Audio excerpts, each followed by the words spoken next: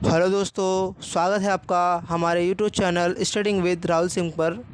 दोस्तों आज हम history 12th class chapter first ईंटें मन की अस्थियां का जो पार्ट है दोस्तों ये 2 है। अगर आपने पार्ट 1 नहीं देखा है दोस्तों, कृपया करके पहले वो देखें ताकि आपका जो चैप्टर है आपको अच्छी तरह समझ में आ जाए।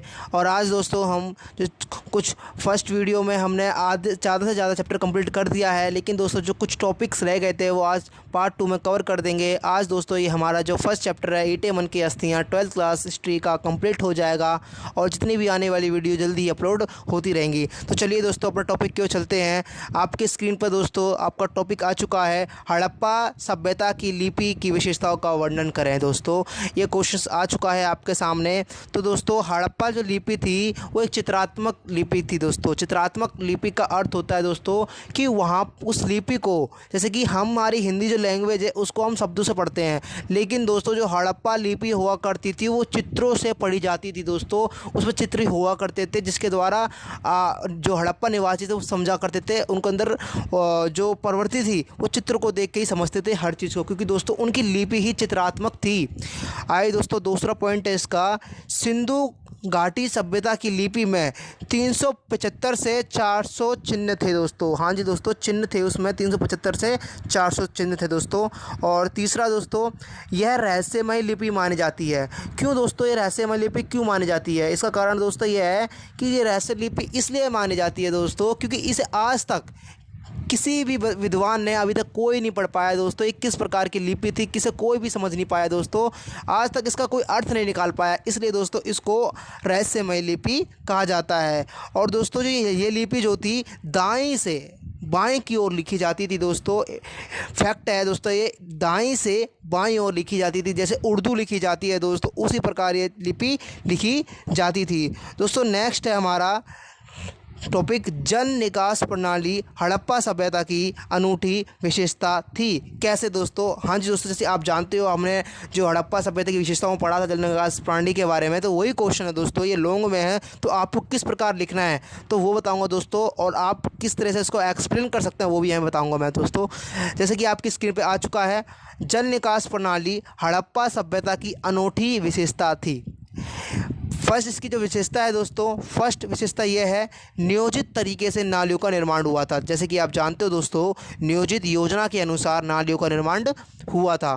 पहला दोस्तों क्या हुआ था कि पहले नालियों का निर्माण किया गया था, फिर अगल बगल में आवासों यानी कि घरों का निर्माण किया गया था। सेकंड जो विशेषता है दोस्तों ग्रीण पद्धति। जो दोस्तों ये ग्रीण पद्धति का जो एक अर्थ होता है, ग्रीण पद्धति का यहाँ अर्थ है दोस्तों कि नालियों को किस स्ट्रक्चर से बनाया गया, किस तरीके से बनाया गया, उसका अर्थ है दोस्तों ग्रीण पद्धति। सड़कों व नालियों को का निर्माण ग्रीण पद्धति द्वारा हुआ था दोस्तों, ग्रीण पद्धति द्वारा निर्माण हुआ था। जो कि दोस्तों क्या होता था, जो नालियाँ व सड़कें एक दूसरे को समकोण पर 90 डिग्री पर काटती थी दोनों दोस्तों। जैसे कि मैंने आपको हड़प्पा सभ्यता की जो विशेषता उसमें बताया था, आपको चित्र बनाकर समझाया था दोस्तों। अगर आपने नहीं देखा तो फर्स्ट वीडियो में जाकर दोस्तों देखें। तीसरा दोस्तों नाली बनाने में लगे पदार्थ, इसकी विशेषता तीसरी है दोस्तों, ये नालियों में लगी ईंटों को मिट्टी या गारे व जिप्सम की सहायता से जोड़ा गया था दोस्तों। यानी कि दोस्तों आज की तरह सीमेंट नहीं हुआ करता था उस समय, तो गारे जो मिट्टी का गारा होता है या तो उससे जोड़ते थे दोस्तों, या जिप्सम एक दोस्तों जिप्सम होता है उसकी सहायता से ईंटों को जोड़ा जाता था, जैसे कि आपको समझ में आ गया होगा। चौथा दोस्तों इसकी विशेषता, नालियों को ढककर रखा जाता था दोस्तों। उस समय भी दोस्तों स्वच्छता पर भी विशेष ध्यान दिया गया था, जैसे कि आज दिया जाता है। नालियों को पत्थर से ढककर रखा जाता था ताकि सफाई के समय पत्थर को हटाकर सफाई की जा सके। प्रत्येक घर की कम से कम एक दीवार नाली से सटी हुई थी दोस्तों, जिससे पूरा घर का गंदा पानी होता था दोस्तों वो उस नाली के सहारे बाहर बह जाता था दोस्तों। आशा करता हूँ दोस्तों आपको ये समझ में आ गया होगा। तो दोस्तों नेक्स्ट चलते हैं, आपका जो टॉपिक है नेक्स्ट आपके सामने आ चुका है, कनिंघम कौन था तथा इनका भ्रम क्या था। कनिंघम दोस्तों भारतीय पुरातात्विक सर्वेक्षण विभाग के पहले डायरेक्टर जनरल थे दोस्तों कनिंघम जी, जिनका भ्रम दोस्तों क्या हुआ, जब कनिंघम जी को एक मोहर दी गई थी कि इसका पता लगाओ कि कितनी पुरानी है, कितनी प्राचीन है। तो दोस्तों उस समय कनिंघम जी बहुत ही उलझ गए थे कि वो समझ नहीं पाए थे कि कितनी पुरानी मोहर है। तो कनिंघम ने उन मोहरों को दोस्तों क्या हुआ, अलग कालखंड में लगाया दोस्तों, यानी कालखंड का मतलब कि अलग ईस्वी में लगाया, उसको जोड़ कर बताया, जो कि बहुत वो गलत थी, लेकिन उस काल की थी ही नहीं दोस्तों वो।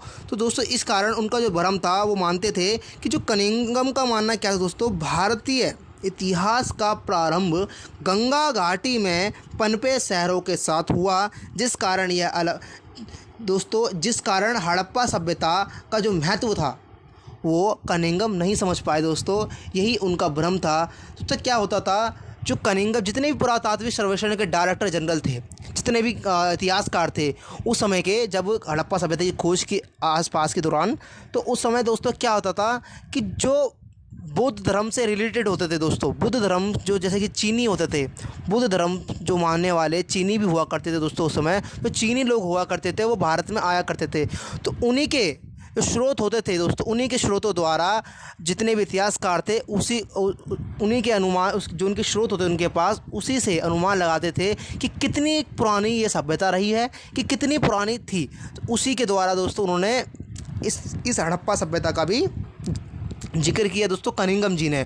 किसके आधार पर दोस्तों, चीनी के स्रोतों के आधार पर दोस्तों। इस कारण जो हड़प्पा सभ्यता का जो महत्व था वो कनिंघम नहीं समझ पाए।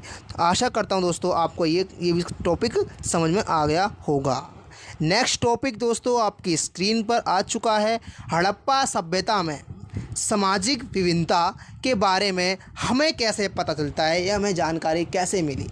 पहला दोस्तों यहाँ पर क्वेश्चन को समझना बहुत इम्पोर्टेंट है दोस्तों। हड़प्पा सभ्यता में सामाजिक विभिन्नता यानी कि दोस्तों उस समय गरीबी अमीरी का जिक्र किया गया है दोस्तों। सामाजिक विभिन्नता कैसी थी, लोग किस तरह से रहते थे, कितने गरीब थे, कैसे पता लगेगा, ये क्वेश्चन का अर्थ है। तो चलिए दोस्तों समझते हैं, और आंसर भी आपके स्क्रीन पर ही है वैसे। तो दोस्तों पहला, जो कब्रों की जो कब्र यानी कि दोस्तों दफनाते हैं, जो आप समझ गए होंगे, कब्रों की जो संरचना होती थी उससे सामाजिक विभिन्नता का पता लगाया जा सकता था दोस्तों। उस समय दोस्तों जैसे कि अगर कब्र की जो संरचना है वो अच्छी खासी है, डिज़ाइनिंग में है, तो दोस्तों स्वाभाविक है कि वो व्यक्ति की जो दफनाया गया है उसके अंदर वो अमीर हो या उच्च कोटि का हो। तो दोस्तों इस प्रकार से कब्रों की सहायता से, संरचना की सहायता से हम पता कर सकते थे दोस्तों। उस समय इतिहासकार जैसे कि जान सकते थे कि किस प्रकार का ये आदमी, यहाँ पर सामाजिक विभिन्नता हुआ करती थी, गरीब था या अमीर। सेकंड, कब्रों के साथ दफनाए गए वस्तुओं के द्वारा, हाँ जी दोस्तों, जो कब्र होते थे उनके साथ कुछ वस्तुओं का दफनाया जाता था। जैसे कि अगर वस्तु कुछ महंगी है, जैसे कि सोना है, चांदी है, मनके हैं उस समय में दोस्तों, या कुछ मोहरें हैं जो कि बहुत महत्वपूर्ण हुआ करती थी, अगर वो मिलती हैं उस कब्रों के साथ, तो दोस्तों यहाँ से भी हम पता कर सकते हैं कि वहाँ पर सामाजिक विभिन्नता कैसी थी। वो बंदा जो गढ़ा गया है कब्र के अंदर वो अमीर था या गरीब। इस द्वारा दोस्तों हम समझ सकते थे किस प्रकार सामाजिक विभिन्नता थी। नेक्स्ट है दोस्तों, विलासिता की वस्तुओं के आधार पर दोस्तों हम पता कर सकते थे कि किस प्रकार सामाजिक विभिन्नता थी।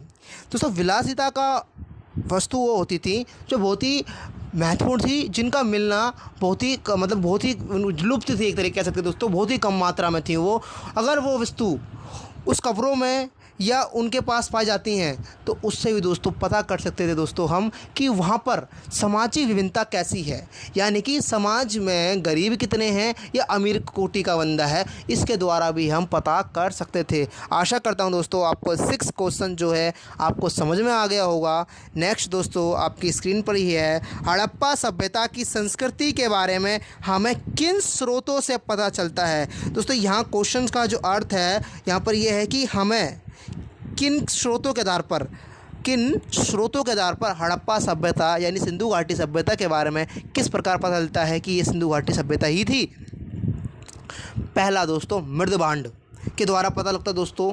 मृदभांड का अर्थ है दोस्तों मिट्टी से बने बर्तन मिले हैं दोस्तों, जो कि दोस्तों हड़प्पा सभ्यता के समय के हैं। इसके द्वारा दोस्तों पता लगता है हमें, मृदभांड के द्वारा पता चलता है कि ये हड़प्पा सभ्यता का काल ही था। दूसरा, खुदाई में मिली इमारतें, कुछ दोस्तों खुदाई हुई थी, इतिहासकारों ने करवाई, उनमें दोस्तों कुछ मूर्तियाँ मिली हैं, ऐसी मूर्तियाँ मिली हैं, इमारतें मिली हैं जो कि बताती हैं कि ये हड़प्पा सभ्यता की ही मूर्तियाँ हैं। तीसरा दोस्तों अनाज के साक्ष्य है। दोस्तों जैसे कि गुजरात में और अनेक जितने भी स्थल थे वहाँ उनके आसपास में कई स्थलों पे अनाज के दाने वगैरह मिले हैं, जिसके द्वारा पता लगाया गया है कि वह हड़प्पा सभ्यता के काल के ही हैं। नेक्स्ट दोस्तों औजारों के द्वारा। दोस्तों खुदाई के दौरान औजार ही मिले। औजार उस समय में दोस्तों लोहा तो था, लोहा था दोस्तों, लोहा नहीं था दोस्तों उस समय में, कांसा हुआ करता था उस समय दोस्तों। लेकिन पत्थर के जो औजार हुआ करते थे वो मिले हैं, जो कि बताते हैं कि ये औजार हड़प्पा सभ्यता के काल के दौरान के ही हैं। इनके द्वारा दोस्तों हमें पता लगता है। नेक्स्ट दोस्तों आभूषण के द्वारा ही पता लगता है कि हड़प्पा सभ्यता का काल ही था ये। आभूषण दोस्तों उस समय के मिले हैं हमें, जो कि बताते हैं कि ये हड़प्पा सभ्यता के ही थे। नेक्स्ट दोस्तों मनके। मनके का दोस्तों अर्थ होता है मोती। मोती दोस्तों, मोती जो हैं उस समय काल के दौरान जो हम इतिहासकारों को जो मिले हैं उनसे ही पता लगता है कि हड़प्पा सभ्यता के काल के ही हैं। नेक्स्ट दोस्तों मूर्तियाँ। मैंने जैसे बताया दोस्तों कि उस समय भी कुछ मूर्तियाँ मिली हैं जो कि जिससे पता लगा है कि वह हड़प्पा सभ्यता की ही मूर्तियाँ हैं। नेक्स्ट दोस्तों बहुत ही इम्पोर्टेंट क्वेश्चन है दोस्तों, और अंतिम क्वेश्चन दोस्तों आपकी स्क्रीन पर आ चुका है। हड़प्पा सभ्यता का विनाश के कारण क्या थे? आपने दोस्तों पढ़ लिया कि हड़प्पा सभ्यता कैसी थी, उसके घर कैसे बने थे, स्थापत्य कैसा था, सब कुछ आपने जल निकास प्रणाली वाला सब पढ़ लिया। अब लास्ट क्वेश्चन दोस्तों है कि हड़प्पा सभ्यता अगर इतनी विकसित ही थी तो उसका विनाश कैसे हुआ? मोस्ट इम्पोर्टेंट क्वेश्चनों में से एक है दोस्तों कि अगर हड़प्पा सभ्यता इतनी मतलब कि उसका बनावट इतनी अच्छी थी, योजना पूर्वक बनाया गया था और सब कुछ अच्छी व्यवस्था थी, फिर भी दोस्तों उसका विनाश कैसे हुआ? तो दोस्तों आइए दोस्तों इसको हम अच्छी तरह से गहराई से पढ़ते हैं कि किस प्रकार हड़प्पा सभ्यता का विनाश हुआ। आपकी स्क्रीन पर दोस्तों आ चुका है, देख सकते हैं अपनी स्क्रीन पर। पहला दोस्तों भूकंप के कारण। ऐसा माना जाता है दोस्तों कि भूकंप के कारण इस सभ्यता का पतन हुआ। बार बार भूकंप व प्राकृतिक आपदाएं आने के कारण यह सभ्यता का पतन हो गया। नेक्स्ट दोस्तों जलवायु परिवर्तन यानी कि क्लाइमेट चेंज। जलवायु में परिवर्तन आने के कारण इस सभ्यता का विनाश हुआ। अनेक क्षेत्रों में दोस्तों वर्षा न होने के कारण सूखा पड़ा, जिसके कारण दोस्तों वहाँ पर बारिश नहीं आई और वहाँ से लोग पलायन कर गए, जिसके कारण दोस्तों क्या हुआ, वहाँ पर अकाल की स्थिति भी आ गई थी और इस प्रकार सभ्यता का पतन हो गया। नेक्स्ट दोस्तों वनों की कटाई। अधिक मात्रा में वनों को काटा गया, जिससे पर्यावरण संतुलन बिगड़ गया। इसी कारण दोस्तों वनों की कटाई के कारण इस सभ्यता का विनाश हो गया। नेक्स्ट दोस्तों बाढ़ के कारण। बाढ़ मतलब फ्लूड।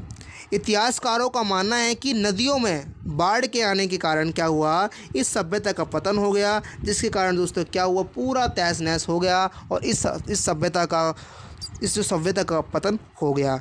लास्ट दोस्तों आर्यों के आक्रमण के कारण दोस्तों इस सभ्यता का अंत हुआ। ऐसा माना जाता है दोस्तों कि आर्यों के आक्रमण के